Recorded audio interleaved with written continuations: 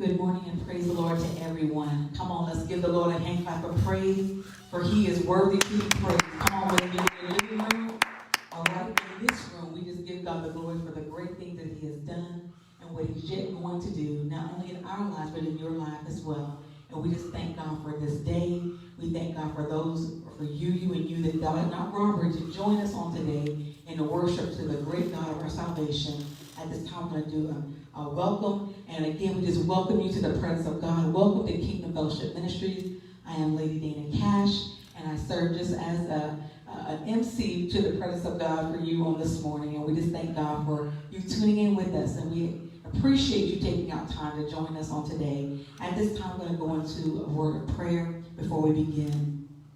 Father, it's in your name, God, that we give you glory, we give you great praise, for you are worthy to be praised. And God, we give you all the glory, Lord God, for all the things that you have done, God, the things that we can think of, God, the seen and unseen dangers you protected us from. Lord, we thank you in the name of Jesus for every way that you've made, God, for every door that you've opened, God, for the favor that rests upon our lives. We just say thank you on today. Hallelujah, for you are worthy to be praised. God, we know that without you, we can't do nothing, but through you, God, we can do all things. In Jesus' name. And Lord, we ask you to help us as we come before you on today. Oh God, as we repent of our sin, cleanse us from our righteousness. God, creating us a clean heart, Lord, and renewing us a right spirit.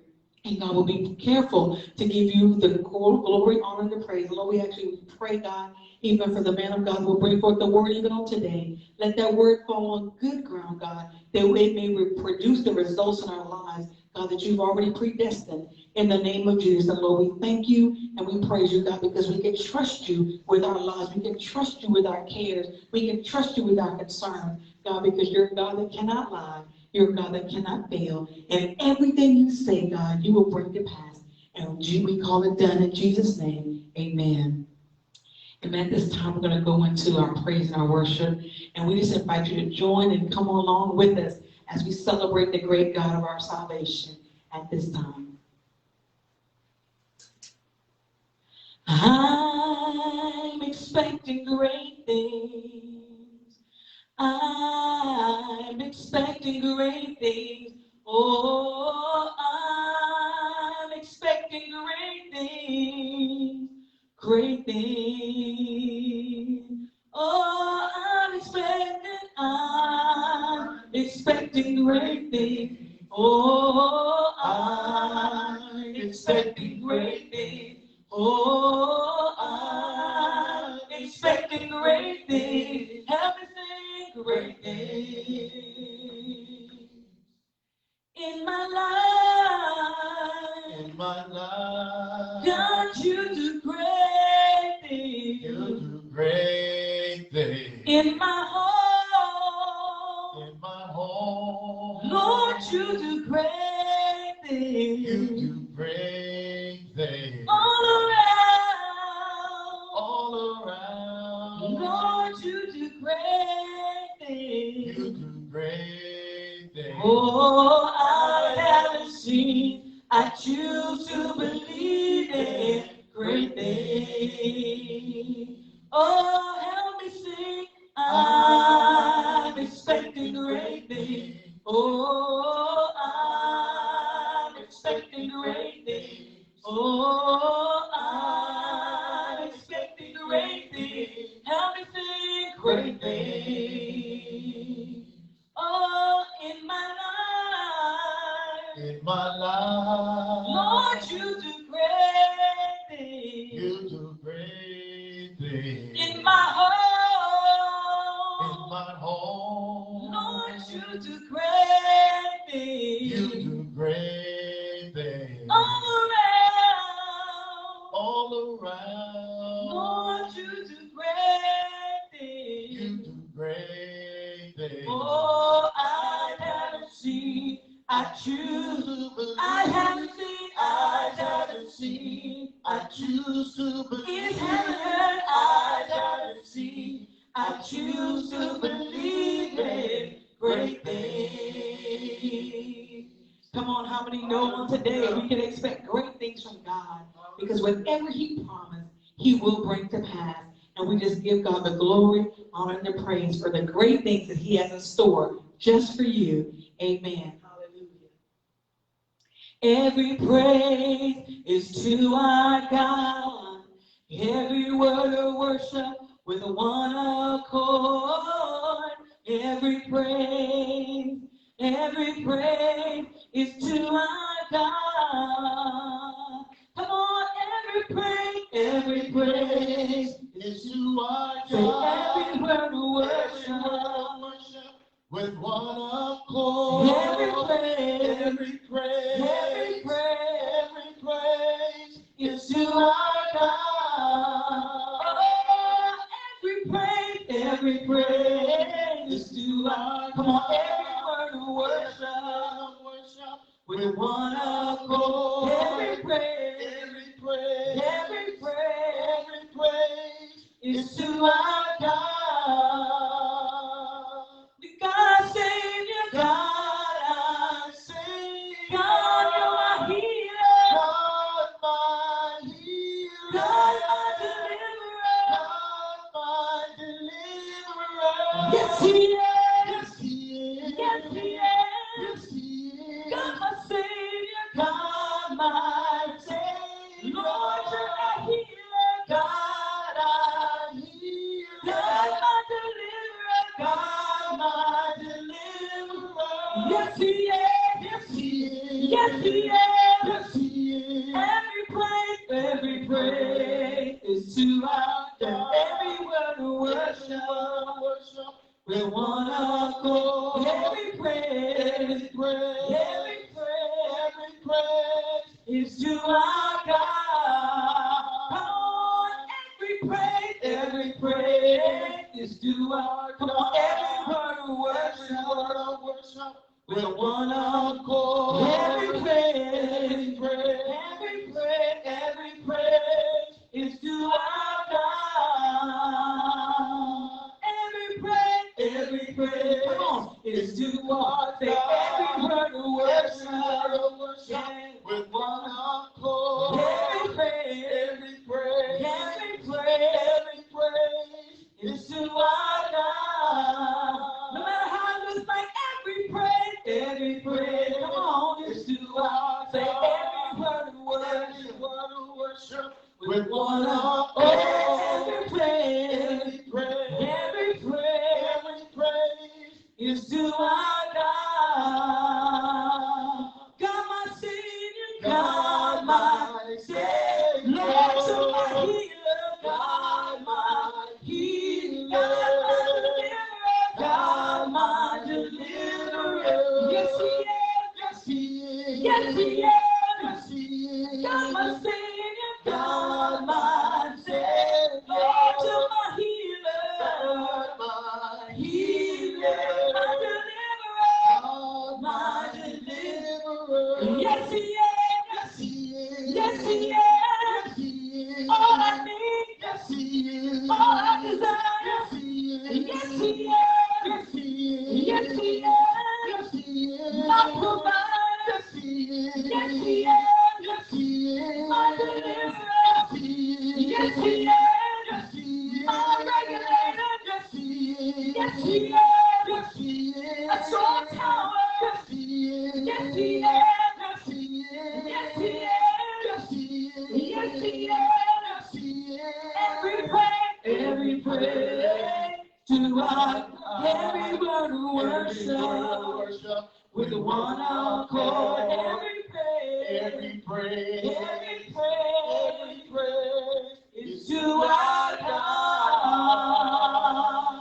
Come on, that's a good place to bless Him. Hallelujah, every praise. Hallelujah, even on this Valentine's Day, it is due our God. Every word of worship in a one accord, we can come together and declare He is good and His mercy endures forever. Amen. And at this time, we got one more song that we want to do. Hallelujah. And how many know that He is a wonderful Savior? And because of that, I love you. I love you. I love you, Lord, today. Because you care for me in such a special way. That's why I'll praise you, Lord.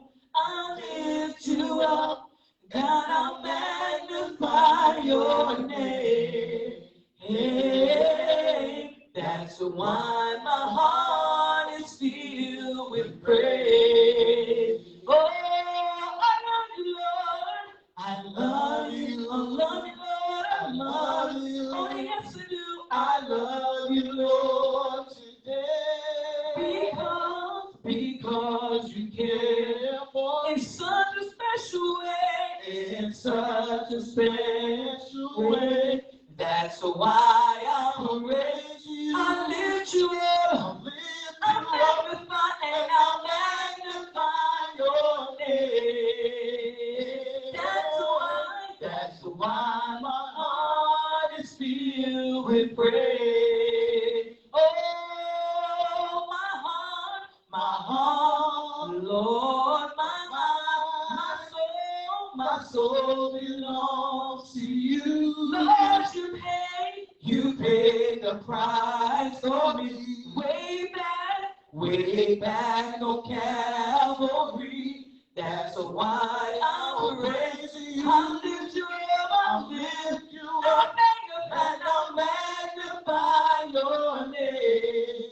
Oh, that's why my heart is filled with praise. That's why my heart is filled with praise, Lord. That's why my heart is filled with praise. No matter what's going on, my heart is filled with praise, Lord. That's why my heart is filled with praise. Lord, my heart is filled with praise to you, Lord. That's why my heart is filled with praise. Because you've been so good, because you've been so kind, my heart. That's why my heart is filled with praise. I love you, Lord. That's why my heart is filled with praise. That's why my heart is filled with praise. Wonderful Savior, mighty God, that's why my heart is filled with praise. No matter what the situation, my heart is filled with praise, Lord. That's why my heart is filled with praise. Come on, let's bless him. Hallelujah. Our hearts are filled with praise, the mighty God of our salvation. And we love him on today, not because we did anything of our righteousness to deserve to be here, but because his righteousness allowed us to be here. His grace and his mercy came upon us fresh this morning to give us another chance, another opportunity. And we just love him on today. And on this Valentine's Day, we just want to tell you from the bottom of our heart to yours that we love you on today. We love your soul. And we just honor God for you taking time to be with us on today. And at this time, we're going to move into the next portion of our service, which is our giving. And this is an opportunity at this time for you to sow and to give back to God just a portion of what he has blessed you with. And certainly if you find this ministry beneficial to you and to your soul, we ask that you would give and partner with us in your giving so that we can advance the kingdom of God, so that we can make impact across this world. Even while you're watching, there's somebody across the waters that are watching the same gospel message being preached. So we honor God for you giving. We are a debt-free ministry, and all the giving that you do goes straight into furthering the gospel. And so we encourage your giving on today for whatever God has placed on your heart. And that's time, our tithe and our offering for those that are members. And again, want to partner with us in faith. This is good ground. And when you sow your seed, we're expecting a harvest. And at this time, we're going to go into our declaration as we give in our offering. And we're going to repeat this. It says, this is not a debt we owe. This is not a debt we owe. But a seed we sow. But a seed we sow into good ground. We sow into good ground. Believing that God is going to give us some 30, some 60, some 100-fold return. For the seed that we're about to plant. Into the kingdom. I'm expecting a harvest. And I decree and declare. It's going to rain in my life. And from this seed, I declare and decree that I shall never, I will never be broke another day in my life. Come on, let's put a praise on it. Hallelujah. I decree and declare not one more day will I be of lack, because God said in his word that he will supply all of our needs according to his riches and glory. So no matter what's in my pocketbook, I'm looking to the hills for what's coming my help, for him to supply my need. And we thank God at this time for the ways that we have to give. You certainly can do it in person after our service on today. We can do it through Cash App, $ Kingdom Fellowship, MIN, and at your convenience, you can do it that way through Square. With our debit and credit cards, we can also do it through Zelle, from your bank to ours. Amen. At this time, also through mail to Kingdom Fellowship Ministries at P.O. Box 2395, Goose Creek, South Carolina 29445. But however you choose to give, let God bless you in Jesus' name. And at this time, we're going to go into a word from the Lord. Amen. At this time, we ask our pastor to come forward as we go into the word of God on today. And we ask you to sit, not in judgment of the word, but to receive the word of God as he comes forth at this time. May God bless you through the word.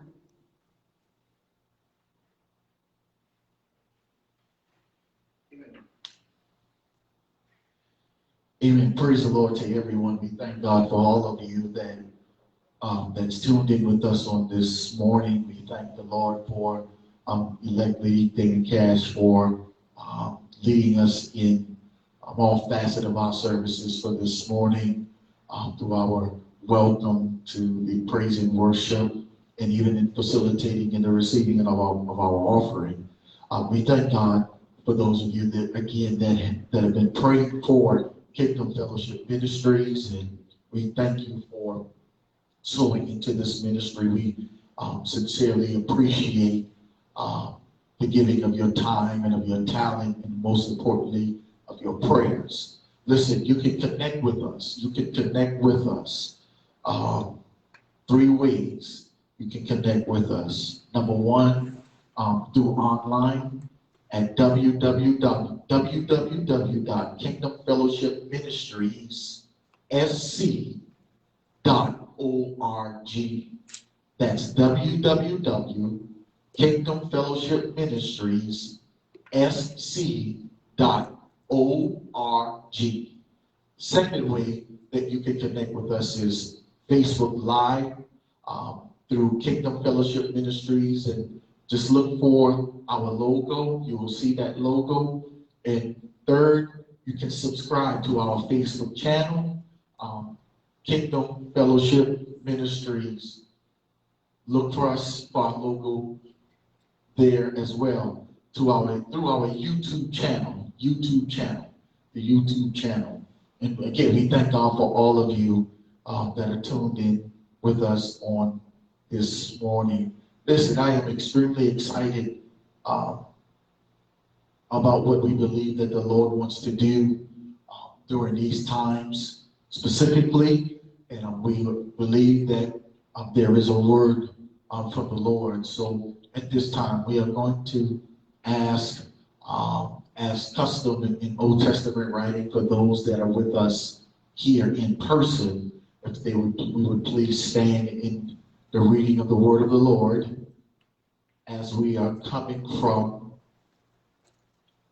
the book of Exodus,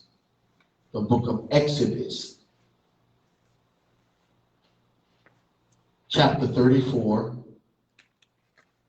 verse 13, and we will also read Hosea 8, verse 11. We will start with Exodus 34 and verse 13, according to the King James translation. And it says, "But ye shall destroy their altars, break their images, and cut down their groves."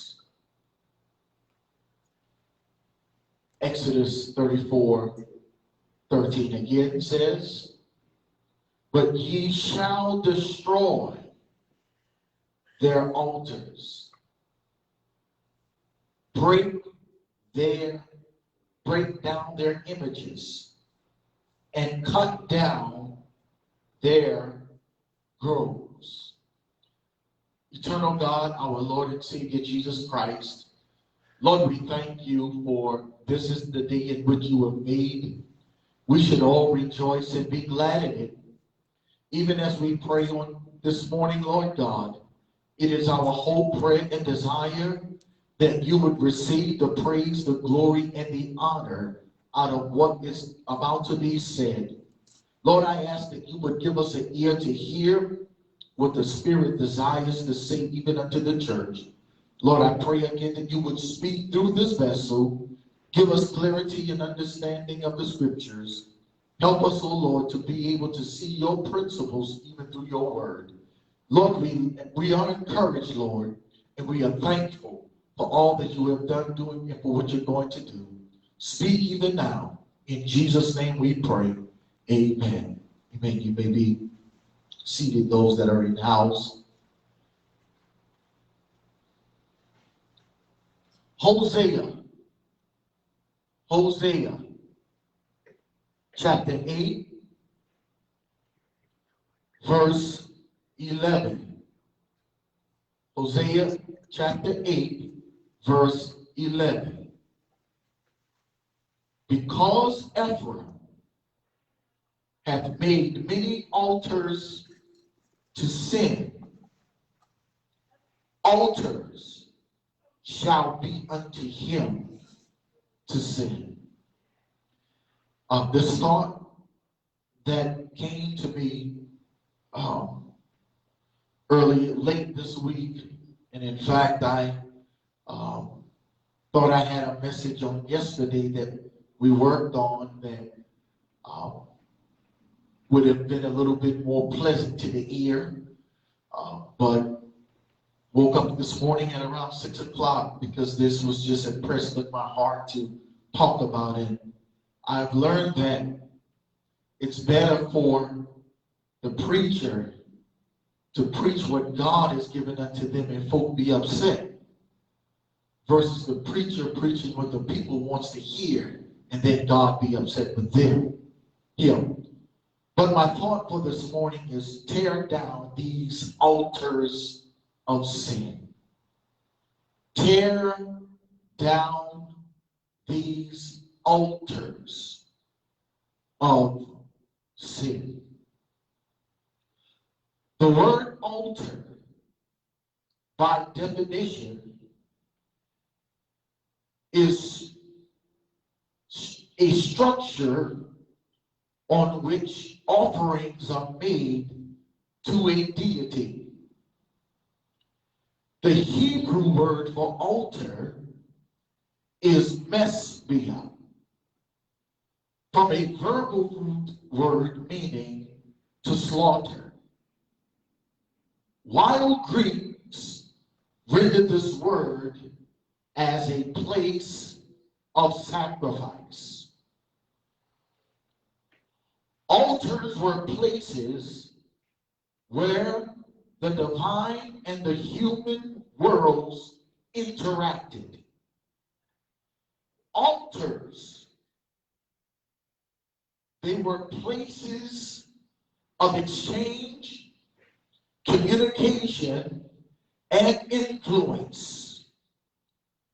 We have learned that God responds to altar activity. For example, the contest between Elijah and the prophets of Baal involved an altar demonstration and interaction between Elijah and God, or Yahweh, and that of the false prophets and Baal. For 1 Kings chapter 18, verses 30 through 32 suggests this in principle. My question is to you on today is this: what are the building materials that you are using to build your altars with? And number two, and in whose name are you building these altars in?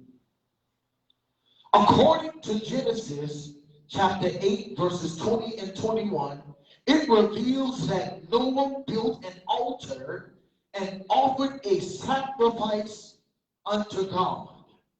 And the Bible teaches, and it shows that God smelled the aroma from the sacrifice and it was pleasing to God, I submit to you again in the form of two questions. What enters into the nostrils of God with regards to your sacrifice?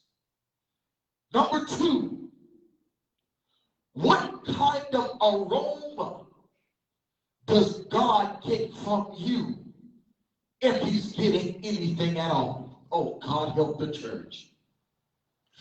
God responded to Noah's sacrifice by declaring that he would never again destroy all living things through a flood.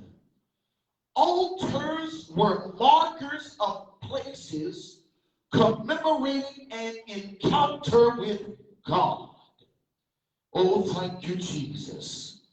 Now let's talk about this word sin. How is it defined according to the scriptures? The Hebrew and Greek words translated sin throughout the Bible revolves largely around two major concepts. The first is that of transgression. To transgress means to step across or to go beyond a set boundary or limit. Most of the other words translated sin in the Bible involves a second concept, meaning to miss the mark. Now, if you will, I would like to take this spiritual commercial break, and I would like to say unto any and everybody who believes that they are perfect and they are without flaws, I want to submit to you, as the Bible tells us in the book of Romans, that all have sinned and come short of the glory of God, which is telling us that all of us have missed the mark at some point in time in our lives. And I'm not just talking about before God saved us. I'm talking even after the fact that God filled us with the Holy Ghost, and when we took on his name through water baptism, every last one of us at some point in time in our saved lives have missed the mark. So this view of sin, again, it includes the concept of going in one direction but straying off course. Straying off course. Not continuing in the direction we were intended to go. So when we are dealing with altars of sin, it is to build a place of worship and sacrifice that is missing the mark of God. It is to go through the motion without touching the heart of God in the process. It is to offer that which does not please God. This chapter, as that is before us, divides itself into the sins and the punishment of Israel. The reproof and threatenings here are introduced, and in order for the prophet to set his mouth to the trumpet to call the solemn assembly together, that all might take notice of what he had to deliver. What I would like to tell you on today is, not every message that the preacher preach is going to make you happy. There is going to come a point in time when you hear the word of God where it is going to frustrate your flesh and your mind, because God wants to get his people back on track. Is there anybody under the sound of my voice or tuned into on today that wants to get back on track? Well, the only way that you and I are going to be able to get back on track is that we have got to tear down these altars of sin. prophet, here he is commanded to sound the alarm in the name of God Almighty, to proclaim war with this rebellious nation. As rebels and traitors, they make decisions and moves without consulting with God. Maybe one of the reasons why that thing that you have been working on isn't working on your behalf. Is it possible that you did not consult with God? And any time you make moves without consulting with God, is it possible that now your thoughts have become an idol to God? But the Bible says, even according to Hosea chapter 8, verse number 4, they have set up kings, but not by me. God says they are putting people in position that I did not even call, selected, and anointed. I wonder on today how many people within the body of Christ, specifically operating in the ministry, are in a position that God has not called them to function in. Yes, they might be gifted. Yes, they might be talented. But that God called them to function in that capacity.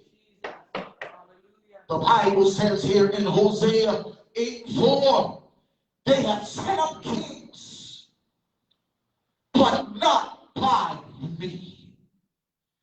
They have made princes. And the scripture records, and God says, and I knew it not. Oh God.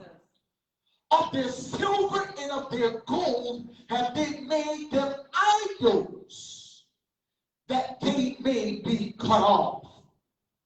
The prophet here noticed two things with respect to which he reprobates the impious perversiveness of the people. They had sinned against God, and they framed a religion for themselves, and they have instituted it within the body of Christ. I wonder how many things do we have operating in our church on today that we have instituted that God never stamped his approval on it. Oh, Chikamashi. Hallelujah, Jesus. When God sets something in order, we have no business rearranging what God has already established. These people had participated in sins that had broken their original contract with God. Don't you know when we operate outside of the parameters of the word of the Lord, is it possible that we have broken our contract with God? And any time a contract is broken, the other individual that is involved in the contract is no longer obligated to uphold what he has promised to do. And that's why the devil may be in some of our finances. That's why the devil might be fighting some of us in our minds. That's why the devil may be in our homes. It's because we have broken the contract. These people, they had revolted from their allegiance and violated the marriage covenant because of their spiritual whoredom. Right. What do you mean by spiritual whoredom? What we mean is this: when you have given your heart to something else other than God, you are committing spiritual adultery and whoredom in the face of God. Hallelujah. Jesus. When your thoughts that is contrary to what he has said has become your motivating factor, you have committed spiritual whoredom. Ah, Jesus. Understand that it is a great sin to corrupt the altar and worship of God. And it will be charged as sin on all who does it. It doesn't matter how long you've been saved. If you're wrong, you're wrong. I believe that God is saying that polluted worship is unacceptable. You can't bring any type of offering to God and expect for you to receive it, especially if the offering that you're bringing unto Him is sick and polluted, it's blind and lame, it's no good at all. God does not accept polluted, lame, phony, critical worship. Hallelujah. Jesus. My God. I believe that God is saying that He is looking for purity of heart and spirit. Doing it, just going through the motion isn't enough, Lady Cash. Because when you do what you do just to go through the motion and you are not touching the heart of God, believe this, it can cause you to be lost. This is why repentance is so important, because it helps us to get back on track. How many of us need to get back on track? Oh, God, help me to get back on track. Lord, I'm so sorry for the things that I've allowed to come to my mind. Hallelujah, that brings disgrace to your holiness. Lord, I'm so sorry that I refuse to forgive that person that you told me to forgive. Lord, I am so sorry that I have put other things before you, Lord. I am sorry. Beloved of God, please understand that this is not a hate message. This is a hope message. Meaning that I hope we would all get it right with God. Listen, true repentance is not a say-so thing. True repentance is a do-so thing. I'll say that again. We just saying sorry to God does not move the needle with Him. God is a God that looks at the action of people. Because we are going to be judged not just with our idle words, but we're going to be judged when we don't respond to the word of God. Listen, I'll say it like this. It is like jumping out of an airplane. And this is what repentance is like. It's like jumping out of an airplane and not using your parachute. You have got to pull the string, baby,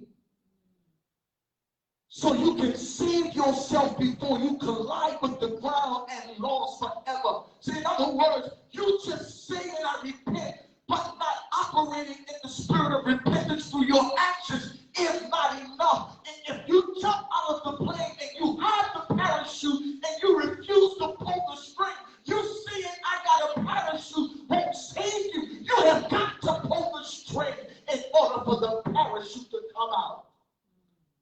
We have lost some saints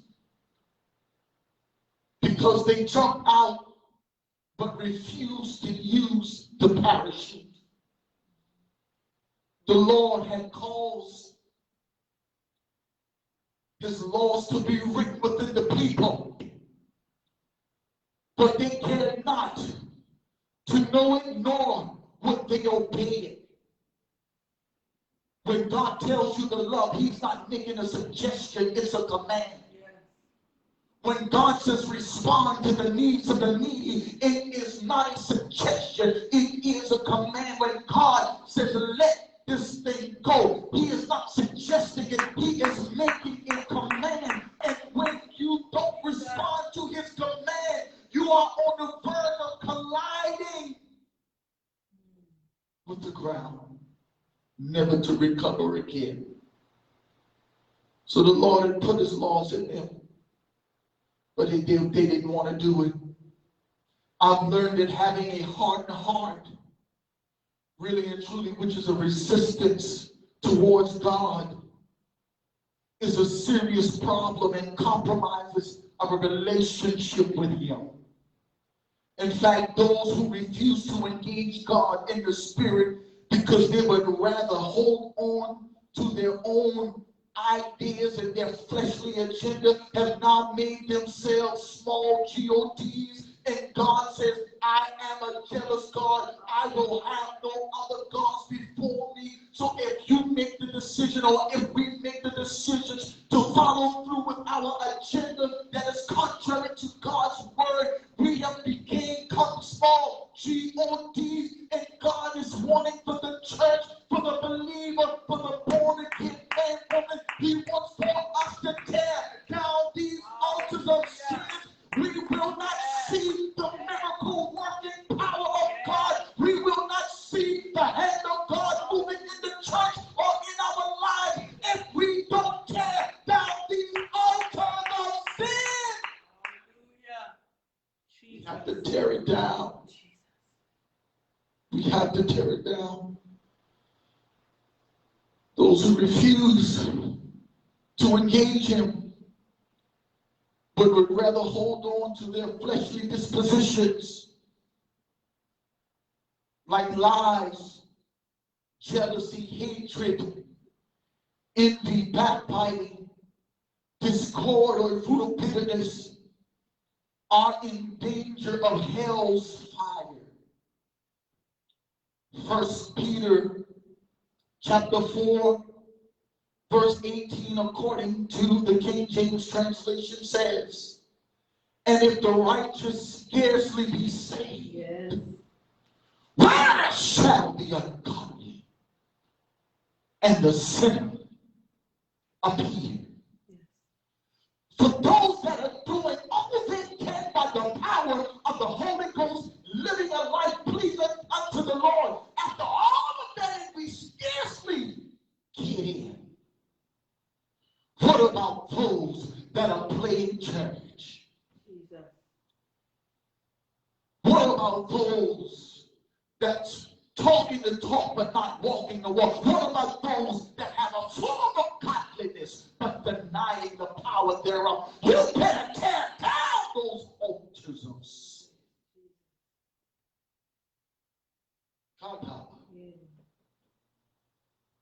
A disgruntled spirit. And this is for those who minister at the altar in our churches. For those that have a disgruntled spirit, they should not be ministering at the altar of God.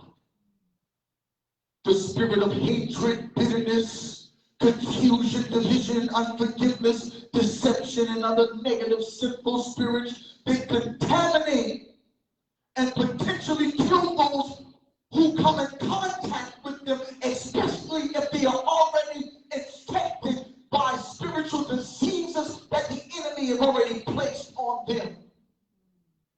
If your heart isn't right, you have no business laying hands on folk.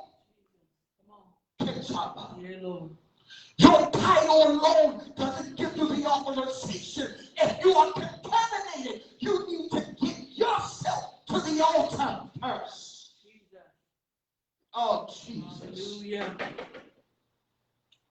And the only way that you can be decontaminated is through the blood of Jesus. Yes, Lord. Hallelujah. Altar of sin.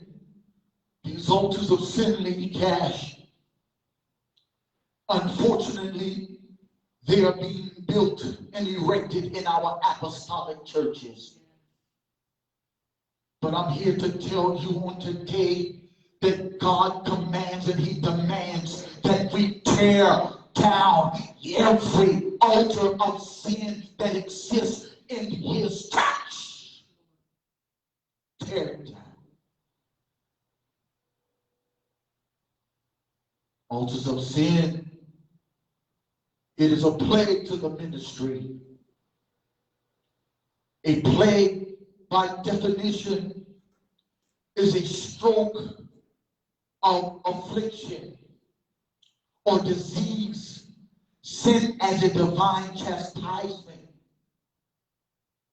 It is painful afflictions or diseases or severe calamity, and it is the judgment of God. This is why we do not need altars of sin in the ministry, because we are now inviting in the wrath of God. There are some in the body of Christ that is plagued, and they are unaware that the hand of God is against them. Jesus. Say that again. There are tongue talkers. Jesus. There are worship leaders. There are apostles, preachers, evangelists, and pastors. There are ushers and deacons, trustees.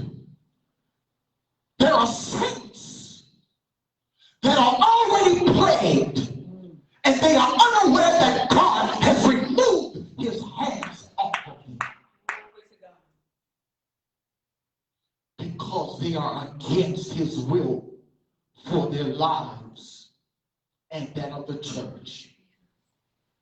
When you are operating in the spirit of division, you are operating against the spirit of unity, which is established by God. When you are operating in the spirit of unforgiveness, you are operating outside of the love of God. And I don't know about you, but Lord, I don't want you to take your hands off of my life. Listen, our final scripture, Matthew 7:23, according to the King James translation, states, "And then will I profess unto them, after all of the work that they performed, after all of the productivity that they experienced, after the work was finished," he does not say, "I'm professing unto them while they are doing it." He says, "I won't reveal unto them until after they get finished doing it." He says, "Then will I profess unto them, I never knew you. Depart from me, ye that work iniquity." My dear beloved brothers and sisters, may I suggest to you that before it gets to this point, tear down those altars of sin. These folk were doing a work. They were busy and productive in the church. Again, not knowing that the hand of God was against them. We must do everything within our power to tear down these altars of sin. At this time, we are going to go into our altar call. For those of you that are watching, for those that are here in person, for those that may watch later, not you, we must be honest with God. We must be willing to admit, to confess, and to forsake those things that have become our altars. Don't you know that you can even make a relationship with somebody else an altar of sin if you place that individual or that thing above God? got to tear it down. We've got to tear these things down. I want to agree and pray with you that God give us the wisdom, the know-how, the insight, and the foresight to tear down these altars of sin. Lord God, in Jesus' name, Lord, we thank you for everything that has been said on this afternoon. We pray and we ask in Jesus' name, Lord, that you would help us to get it right with you. Tearing down these altars of sin. Lord, help us to be mindful of your greatness, your goodness, your power, your word, its principles, that we would continue to walk in accordance to your word and your will.